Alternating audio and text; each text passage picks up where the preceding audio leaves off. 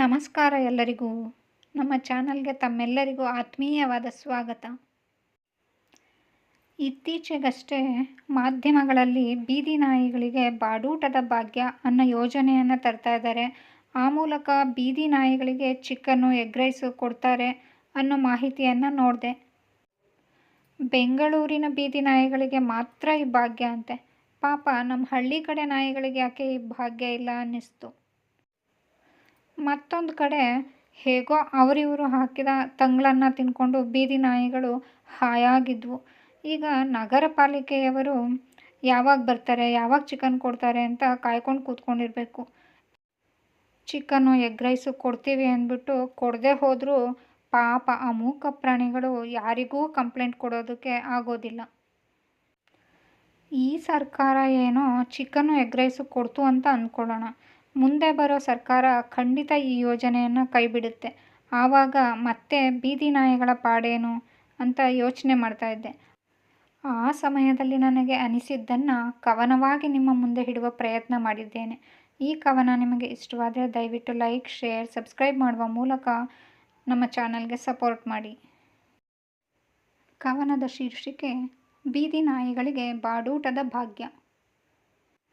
ಬೀದಿ ನಾಯಿಗಳಿಗೂ ಬಂತು ಬಾಡೂಟದ ಭಾಗ್ಯ. ಬೆಂಗಳೂರಿನ ಬೀದಿ ನಾಯಿಗಳು ಮಾತ್ರ ಈ ಯೋಜನೆಗೆ ಯೋಗ್ಯ. ಬೆಂಗಳೂರಿನ ಬೀದಿ ನಾಯಿಗಳು ಕೂಳಿಗಾಗಿ ಅಲೆದಾಡುವಂತಿಲ್ಲ ಇನ್ನು ಮುಂದೆ. ಚಿಕನ್ನು, ಎಗ್ ರೈಸು ತಂದಿಡ್ತಾರಂತೆ ನಗರ ಪಾಲಿಕೆಯವರೇ ನಾಯಿಗಳ ಮುಂದೆ. ಜನರು ಹಸಿವಿನಿಂದ ಬಳಲಬಾರದೆಂದು ತೆರೆದರು ಇಂದಿರಾ ಕ್ಯಾಂಟೀನು.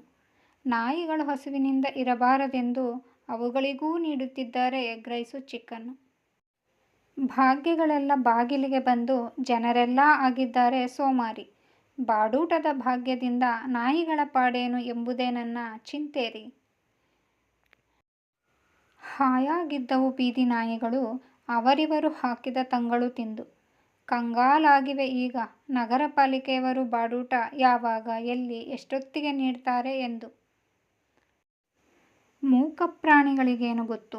ಅವುಗಳ ಹೆಸರಲ್ಲಿ ಬಿಡುಗಡೆಯಾಗಿದೆ ಕೋಟಿಗಟ್ಟಲೆ ಹಣ.